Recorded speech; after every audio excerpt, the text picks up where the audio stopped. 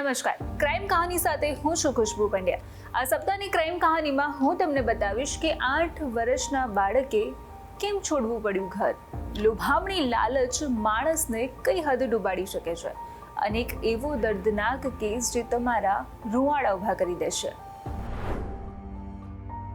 એક 8 વર્ષનો વિજય અચાનક ઘરેથી લાપતા થઈ જાય છે અને 8 વર્ષ બાદ એક ફોન આવે છે કે તમારો દીકરો મોહમ્મદ મળી ગયો છે. તો અહીંયા સવાલ ઊભો થાય છે કે 8 વર્ષ પહેલાં ગુમ થયેલો વિજય મોહમ્મદ કઈ રીતે બની ગયો અને આ 8 વર્ષે હતો ક્યાં? વિરેન્દ્ર અને તેનો પરિવાર ચંદીગઢમાં રહેતો હતો.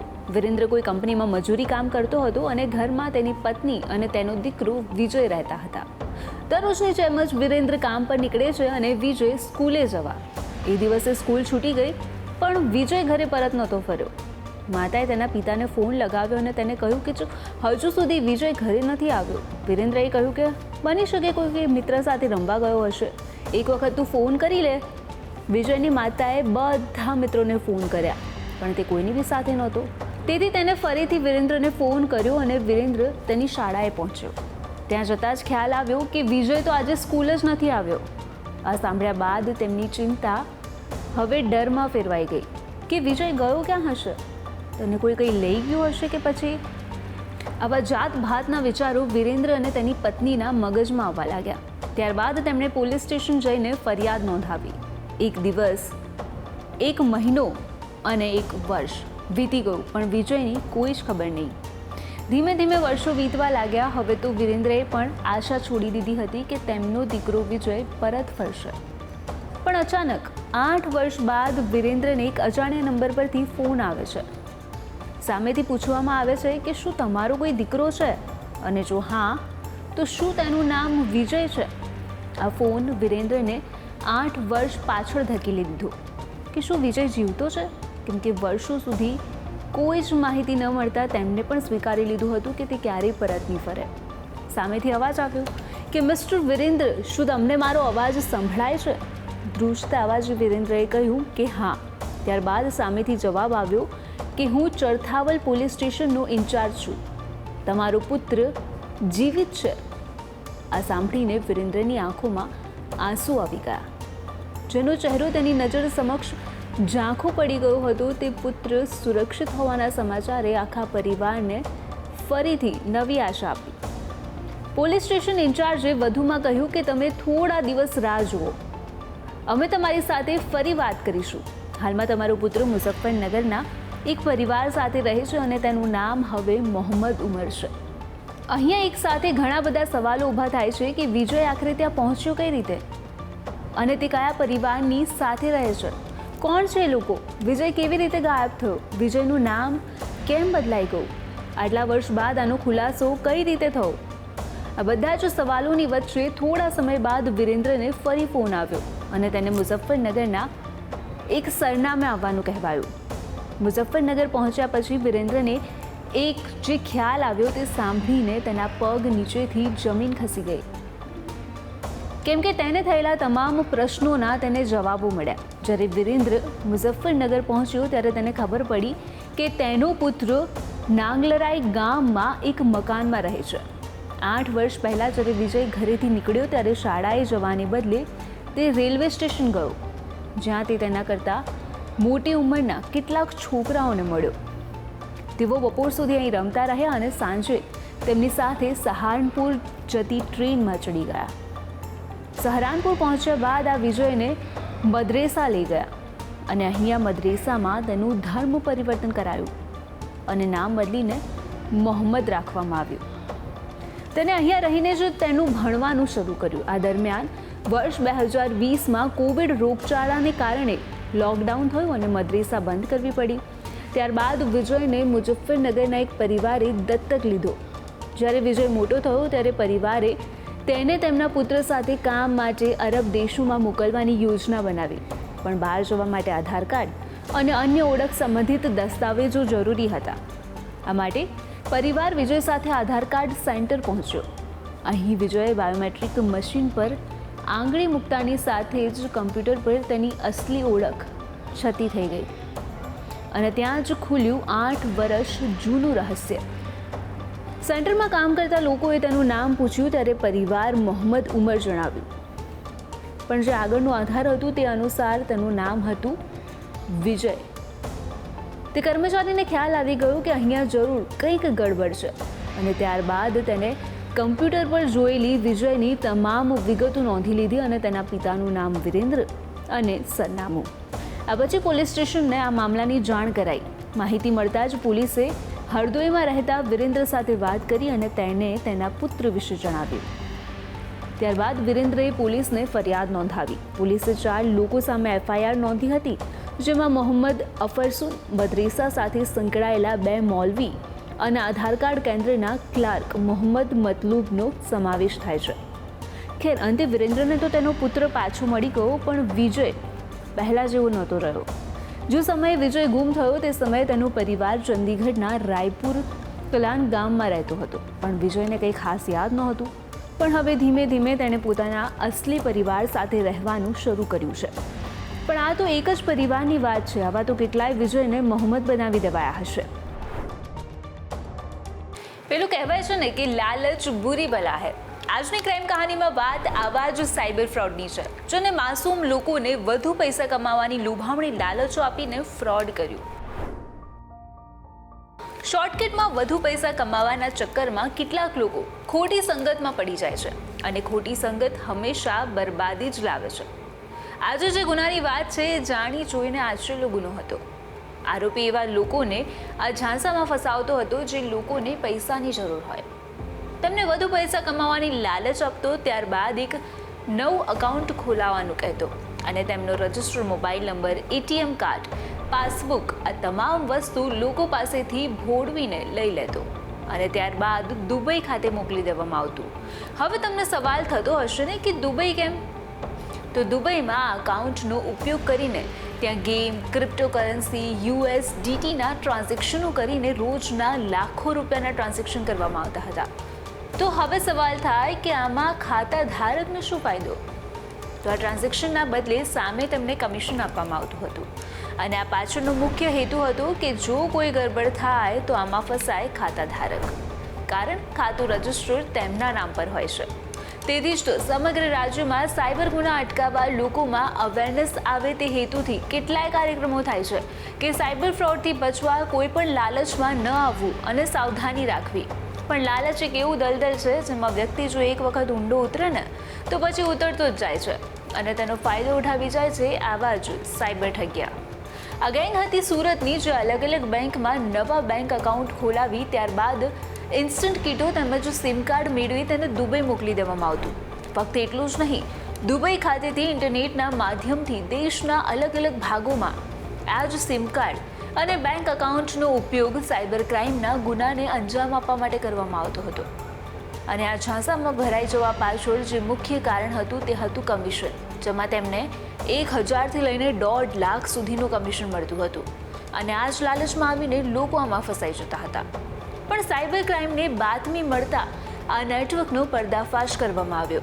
સાયબર ક્રાઇમ પોલીસે સરથાણા સીમાડા નાકા પાસેથી કેનેરા બેંક પાસેથી એકાઉન્ટ ભાડે આપવાનું કામ કરતી 3 જુદી જુદી ગેંગના 5 લોકોને ઝડપી પાડ્યા.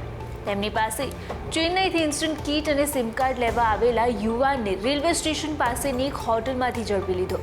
સાયબર ક્રાઇમ પોલીસને તેમની પાસેથી 9 મોબાઈલ ફોન, ટેબ્લેટ, કેનેરા બેંકની 16 કીટો, 19 debit card, 78 SIM card, chequebook, passbook, Canara બેંકના account opening form, PAN card, Aadhaar card વગેરે કબજે કરીને આ નેટવર્કમાં સામેલ દુબઈના 3 સહિત 11ને વોન્ટેડ જાહેર કરી વધુ તપાસ હાથ ધરી છે. પ્રાથમિક તપાસમાં ઝડપાયેલાઓ 150થી વધુ એકાઉન્ટ કમિશનથી મોકલ્યા હોવાનું પણ જાણવા મળ્યું. મોટાભાગના એકાઉન્ટમાં 7 દિવસ ટ્રાન્ઝેક્શન કરીને બાદમાં બંધ કરી દીધું હોવાનું પણ સામે આવ્યું છે. તો સાયબર ફ્રોડમાં ટ્રાન્ઝેક્શન થતાં તે ફ્રીઝ પણ થતા હતા. બાદમાં ટોળકી ફરી નવા એકાઉન્ટ મેળવતી હતી અને આ ગેંગ ટેલિગ્રામ, વોટ્સએપ અને ઇન્સ્ટાગ્રામથી દુબઈના સંચાલકો સાથે સંપર્કમાં આવી હતી. એટલે જ કહીએ છીએ કે જો લાલચમાં આવશો તો તમે પણ ફ્રોડનો શિકાર બની જશો, માટે સાવધાન રહો.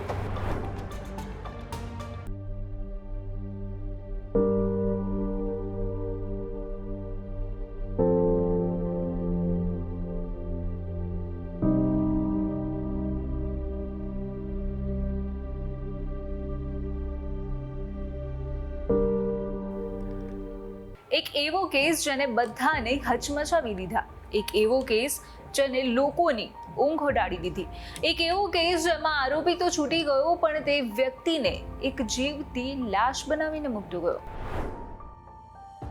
આજે વાત કરીશું એક એવી હકીકત વિશે જે આજથી લગભગ 51 વર્ષ પહેલા ઘટી હતી. કોલકાતાની હોસ્પિટલમાં જે ઘટના બની તેવી જ એક ઘટના આજથી 51 વર્ષ પહેલા બની હતી. ફરક માત્ર એટલો હતો કે તે નર્સ હતી અને આ ડોક્ટર.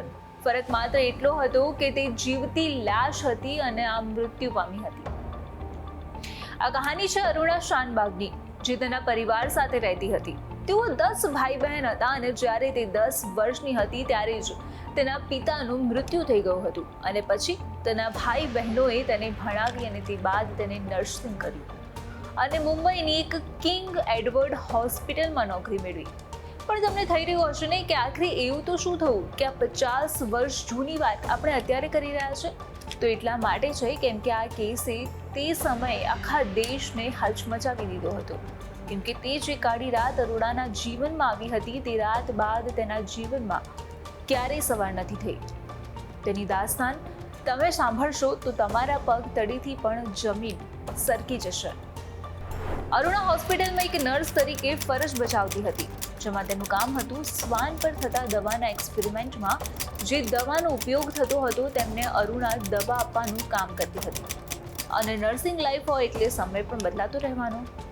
અને 27 નવેમ્બર 1973ની રાતે પણ અરુણાને નીકળતા લેટ થઈ ગયો. આ એક કાળો દિવસ હતો જ્યારે અરુણા શાનબાગ પર એવી મુસીબત આવવાની હતી જે તેને ક્યારેય વિચારી નહોતી. જ્યારે અરુણાની શિફ્ટ પૂરી થઈ અને ત્યારે તે કપડાં ચેન્જ કરવા માટે નીચે બેઝમેન્ટમાં પહોંચી અને ત્યાં પહેલેથી હાજર હતું એક હેવાન. આ હેવાને હેવાનિયતપૂર્વક 23 વર્ષની અરુણા પર બલાત્કાર ગુજાર્યો. અરુણા મદદ માટે ચીસો પાડી રહી હતી, દર્દથી કણસી રહી હતી, પરંતુ તે સમયે હોસ્પિટલમાં તેની ચીસો સાંભળનારું કોઈ જ નહોતું. હતો તો ફક્ત માણસના રૂપમાં એ રાક્ષસ જે બેરહેમીપૂર્વક તેના પર તૂટી પડ્યો હતો. અને વાત અહીંયા જ ખતમ નથી થતી. તેણે કૂતરાના ગળામાં બાંધવાની ચેઇન અરુણાના ગળા પર વીંટાળી દીધી, જેને કારણે અરુણાની ગરદનની નસ સંકુચિત થઈ ગઈ અને તેના મગજમાં લોહીનું પરિભ્રમણ બંધ. પછી શું? અરુણા ત્યાં જ બેભાન થઈ જાય છે અને કહેવાય છે કે આ પછી સોહનલાલ તેના પર બલાત્કાર કરે છે અને ત્યાંથી ભાગી જાય છે. પણ સવાલ એ હતો કે આ સોહનલાલ છે કોણ? તો આ જ હોસ્પિટલમાં વોર્ડ બોય તરીકે સોહનલાલ કામ કરતો હતો, જે યુપીનો હતો અને કામની શોધમાં તે અહીંયા મુંબઈ પહોંચ્યો હતો. એવું કહેવાય છે કે અરુણાએ સોહનલાલને તેના કામ અને કૂતરાઓ માટેના ખોરાકની ચોરી કરવા માટે ઘણી વખત ઠપકો પણ આપ્યો હતો. એટલું જ નહીં, જ્યારે સોહનલાલના તેની સાસુની તબિયત ખરાબ છે કહીને અરુણા પાસે રજા લેવા માટે ગયો ત્યારે અરુણાએ તેને ના પાડી દીધી હતી અને કહ્યું કે લેખિતમાં આપો તો જ મળશે. અને બસ આમ બંને વચ્ચેના સંબંધો ખૂબ જ ખરાબ હતા. અને બસ આ જ બધી વાતનો બદલો લેવા માટે સોહનલાલ તેની પાસે પહોંચે છે અને પછી જે થયું એ તો મેં તમને કહી જ દીધું.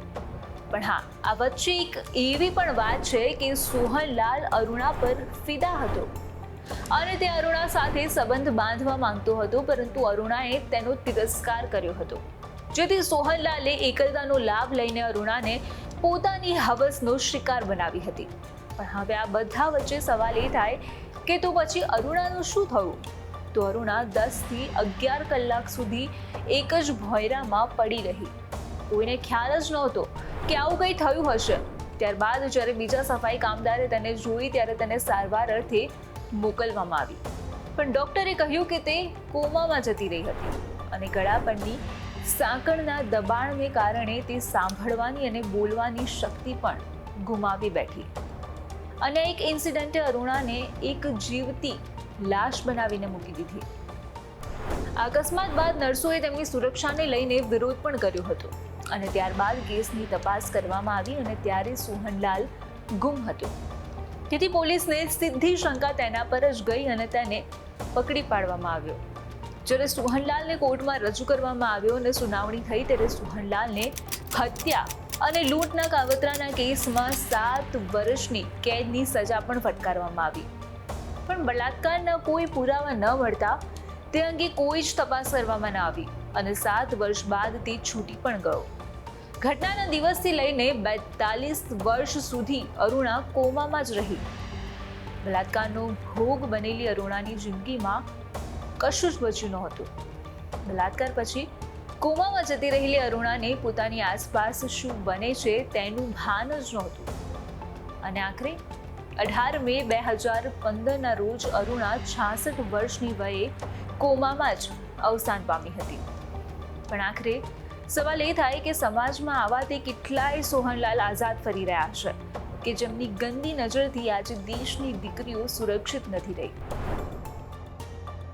ક્રાઇમ કહાનીમાં સમય થયો છે એક નાનકડા બ્રેકનો. બ્રેક બાદ જોઈશું કે આખરે કેમ એક ભાઈએ તેની જ બહેનના ન્યૂડ ફોટોઝ વાયરલ કર્યા